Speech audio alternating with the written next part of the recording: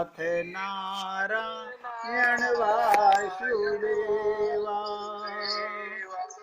श्री कृष्ण गोविंद हरे मुरारी, हे नाथ नारायण वासुदेवा।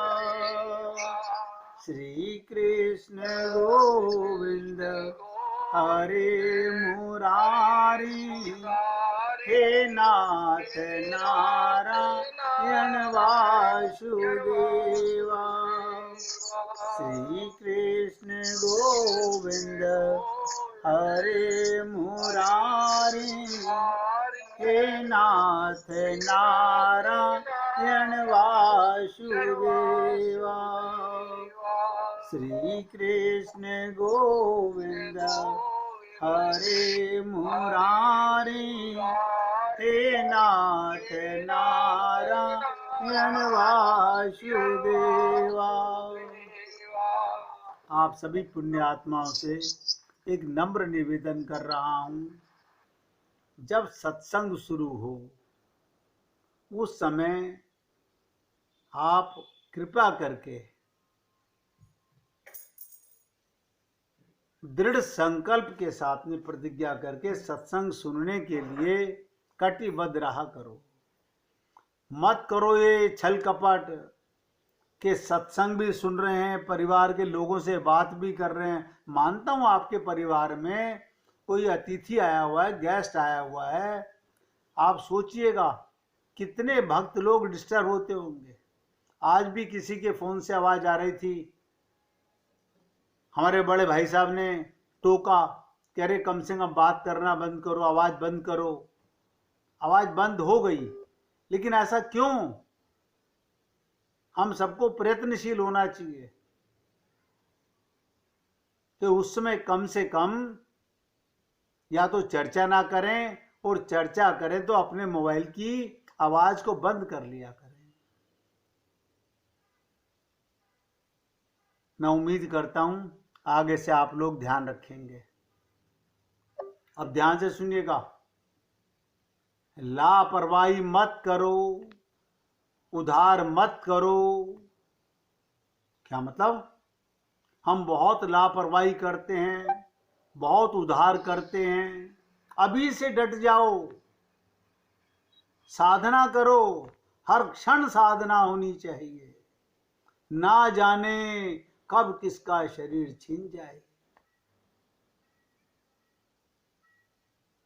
हम गाते तो बहुत अच्छे से हैं, ये चोला बड़ा अनमोल, मिलता है मुश्किल से। आप सोचिएगा, और उसी को गंवाने पे लगे हुए हैं। ना जाने कब किसका शरीर छिन जाए।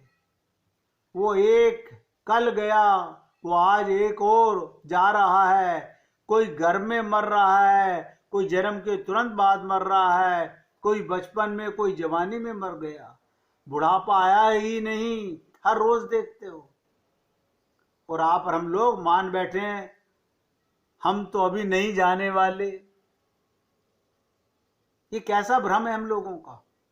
मैं बार बार कहता हूं, जैसे नदी बहती रहती है, ऐसे आपका जीवन मृत्यु की ओर बहता रहता है,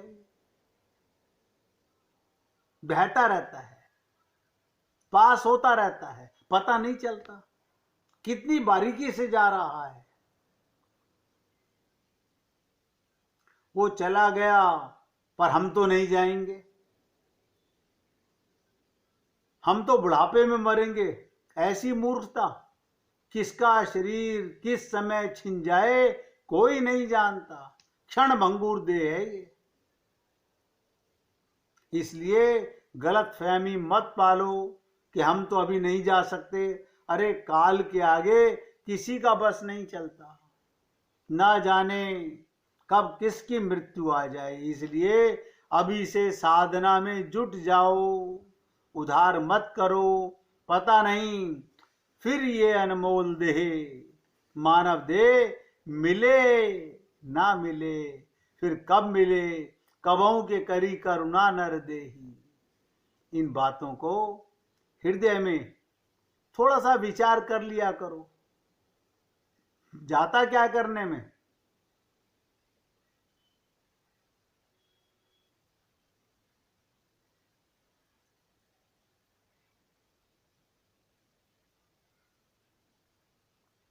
भजन, ध्यान, सत्संग,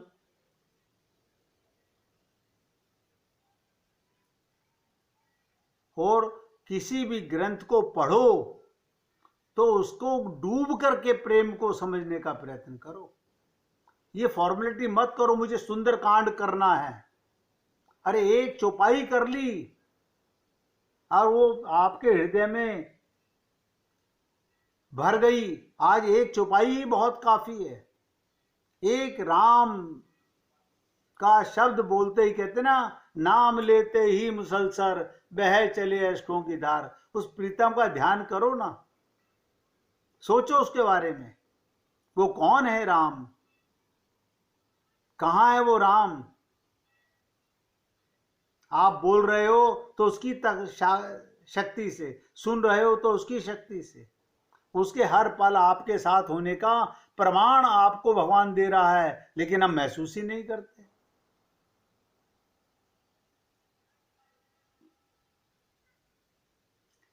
मैं इसीलिए आपसे निवेदन कर रहा हूं, समय को बर्बाद मत कीजिए।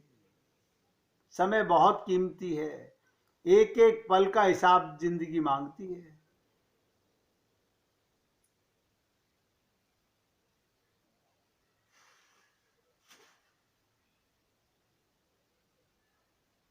भगवान श्री कृष्ण ने कहा वासुदेव सर्वम। इस एक बात को, गीता जी के एक श्लोक की एक लाइन को, इस पर विचार करो। वासुदेव सर्वम, ये भगवान ने क्या कह दिया? अब ध्यान से सुनो, इस पर बार बार चिंतन करो। क्या भगवान ही सब कुछ है? तो मुझे भगवान क्यों नहीं दिखते?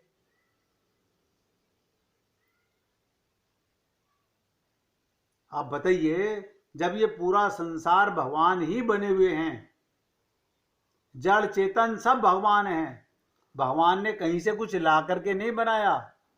लेकिन हमारी बुद्धि, क्योंकि माइक बुद्धि है, माया से बद्ध है, हम ना तो इतनी गहराई बात को सोच पाते हैं, ना समझ पाते हैं। जिस समय सोचोगे सब परमात्मा ही परमात्मा है,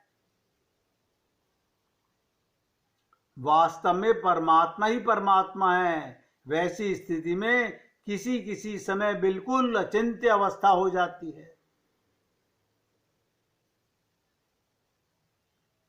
कहते हैं ध्यान करते समय प्राय बाहर के शब्दों का ख्याल ही नहीं आता, अंदर की लौ लग जाती है। अंदर ही अंदर व्यक्ति डूबता रहता है। क्या मतलब?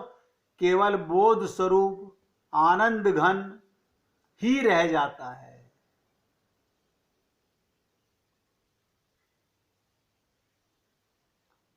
शरीर को या जगत को साथ मानकर तो शरीर की स्थिति कभी होती ही नहीं, पर न मालूम क्यों जगत की क्रियाओं में जो शरीर द्वारा होती है, जो समय समय पर केवल स्वप्न की सृष्टि या आकाश के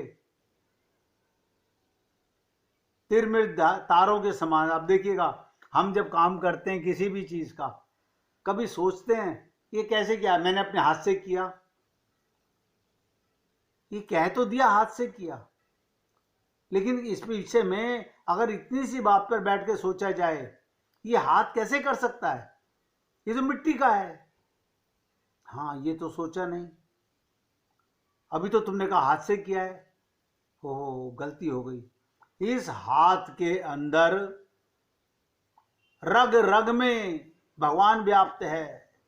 हाथ के अंदर उंगलियों का चलना, मुख का बोलना, आंखों का देखना, कानों का सुनना, पूरे शरीर की प्रत्येक क्रिया को भगवान करता है, लेकिन हम अपना कर्म मान लेते हैं। हम विचार नहीं करते गहराई से इस पर। इसलिए शरीर को या जगत को साथ मानकर शरीर की स्थिति कभी होती ही नहीं।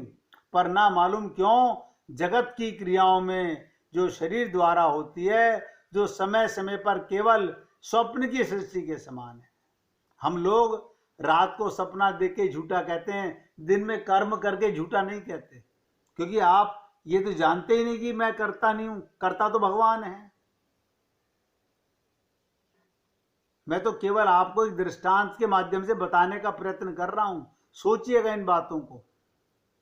भगवान की लीलाओं पर बुद्धि ना लगाओ।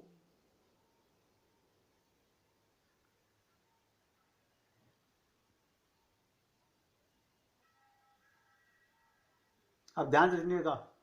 एक बार, आज वो देवी है नहीं, सत्संग के अंदर उन्होंने पूछा था, क्या उत्सव मनाने से लाभ है? क्या उत्सव नहीं मनाना चाहिए? आज मैं वो भाव आ रहा है तो बता रहा हूं। अगर उत्सव के पीछे मूल सिद्धांत को जानने, अपने जीवन में लागू करने से हम वंचित हैं, तो चाहे जितने उत्सव मनाइए, सब लोक रंजन है। हम भजन संध्या करा रहे हैं, हम कीर्तन करा रहे हैं, हम सुंदरकांड का पाठ करा रहे हैं, सब लोक रंजन और मनोरंजन। सब नोट कर लें।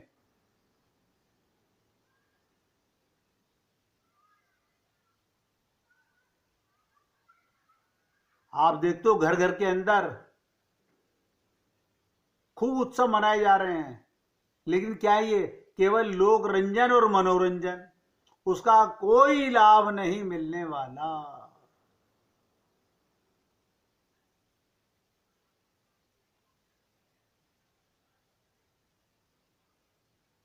आप सोचिएगा, हम दीपावली का, होली का, दुर्गा पूजा का, गुरु पूर्णिमा का, शरद पूर्णिमा का, रामनवमी का, जन्माष्टमी का, राधा अष्टमी का, शिवरात्रि का, हनुमान जयंती के, ये सब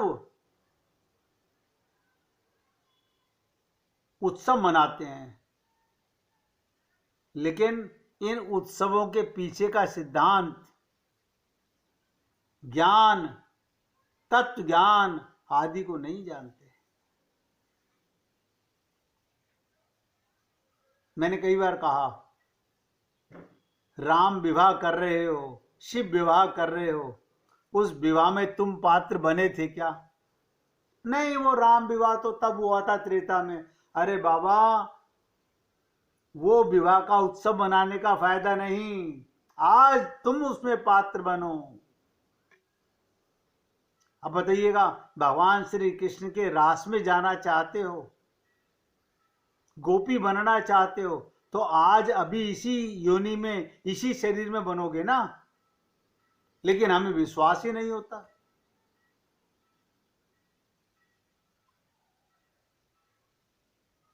इन उत्सवों के पीछे का सिद्धांत, ज्ञान, तत्व ज्ञान आदि को नहीं जानते, उसमें दिलचस्पी भी नहीं है लोगों की, उसे व्यवहार में लाने का प्रयास भी नहीं है। क्यों? हरि और गुरु से अटैचमेंट ना हो, प्रेम ना हो, तो सब नोट कर लो। एक गहरी बात बोलने जा रहा हूं। हरि से और गुरु से अटैचमेंट ना हो, प्रेम ना हो, तो सिर्फ उत्सव चाहे कितना मना लें, ये केवल अपने मनोरंजन मात्र के लिए है, कोई लाभ मिलने वाला नहीं।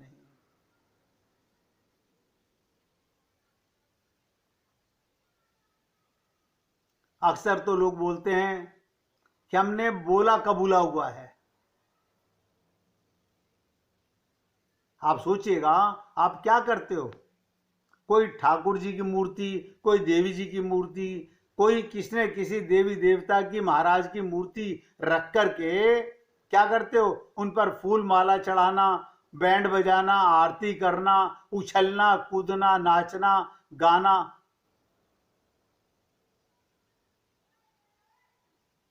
ये तो ऐसा हुआ जैसे एक व्यक्ति अपने पिता की मूर्ति या फोटो को सोने में मड़वा करके उन पे फूल माला चढ़ा रहा है। उनका जन्मदिन उत्सव मना रहा है।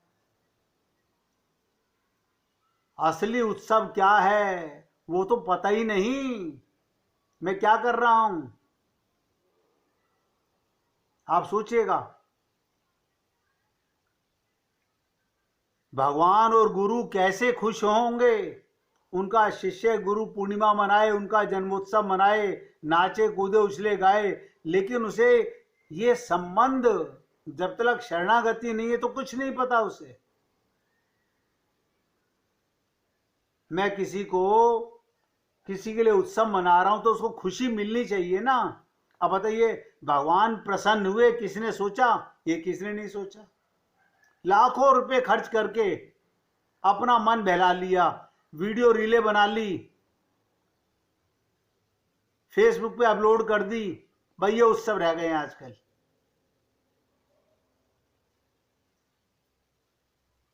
इसीलिए व्यक्ति ये समझ ही नहीं पा रहा कि सही मायने में सच्चाई क्या है जीवन की। मैं तो आप लोगों से निवेदन कर रहा हूं, कुछ भी करो उसको तत्व से जान करके भगवान के पात्र को। सबसे कठिन है गुरु भक्ति। कहते ना, एक दिन मैंने पहले भी कहा था आपसे, गुरु भक्ति अति कठिन है, जो खाड़े की धार, बिना सांच पहुंचे नहीं महा कठिन व्यवहार। भगवान को पाने के लिए हमें गुरु निर्दिष्ट साधना करनी होगी।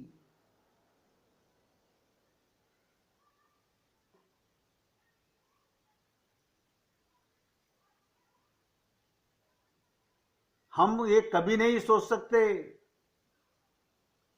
कि हम पास हैं या फेल हैं, ये सब गुरु पर छोड़ना पड़ता है। गुरु किस माध्यम से, कैसे हमारे को कौन सी साधना कराना चाहता है, कैसे हमारा कल्याण करना चाहता है, हमें किस मार्ग से ले जाना चाहता है।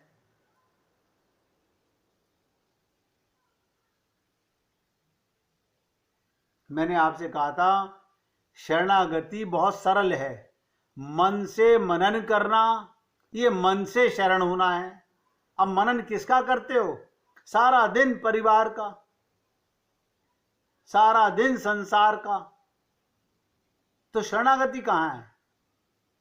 इंद्रियों से इनका काम करो, मन और बुद्धि से भगवान का और गुरु का ध्यान करो, ये शरणागति है। कोई गुरु नहीं कहता, कोई भगवान नहीं कहता, वो कहते हैं संसार की सेवा करो, लेकिन मन बुद्धि मुझे से अर्पित करो, हम वो नहीं करते।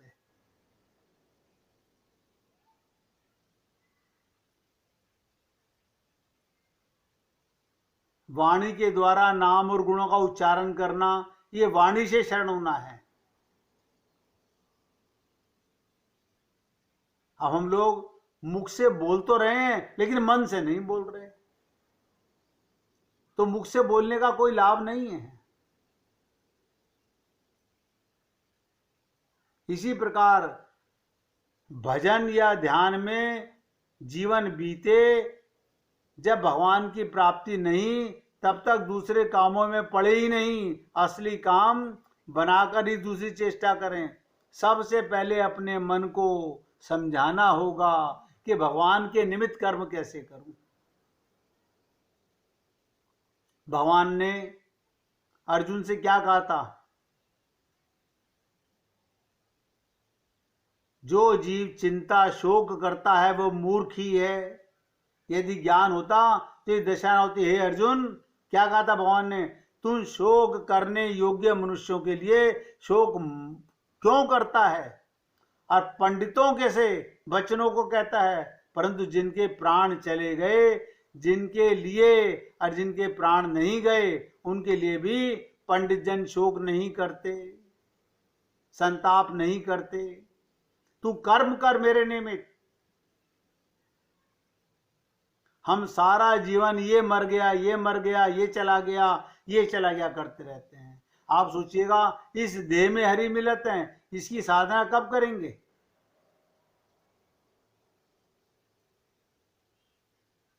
हर सांस में हो सुमिरन तेरा, ये सबसे सरल साधना है।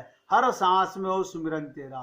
बताइएगा, सरल हृदय से